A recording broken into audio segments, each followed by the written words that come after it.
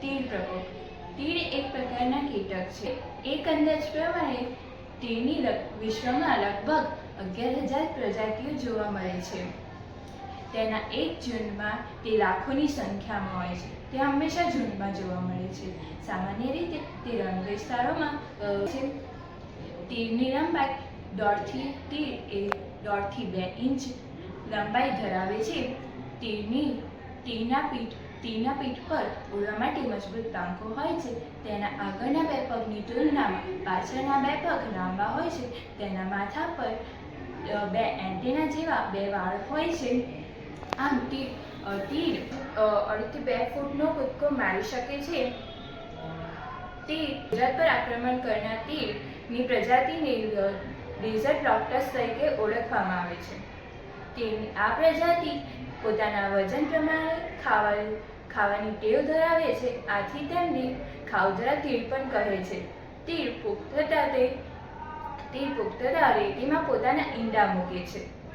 તે દિવસ દરમિયાન ઉડવાનું પસંદ કરે છે અને રાત્રિ દરમિયાન કોઈ જગ્યાએ રાતવાસો કરે છે. તે લીમડા સિવાય લગભગ દરેક પ્રકારની વનસ્પતિઓ ખાય છે.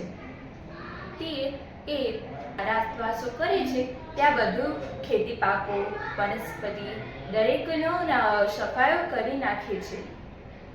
તીડ જ્યારે બાગાયતી ખેતીના વિસ્તારોમાં ત્રાટકે છે ત્યારે ત્યાં કેરી, આંબળા, દાડમ, ખારેક વગેરે જેવા પાકોના બગીચા જે વર્ષોની મહેનતથી તૈયાર થયા હોય તેમને ખૂબ જ ક્ષતિ પહોંચાડે છે. આથી ખેડૂતોને આર્થિક નુકસાન વેઠવું પડે છે.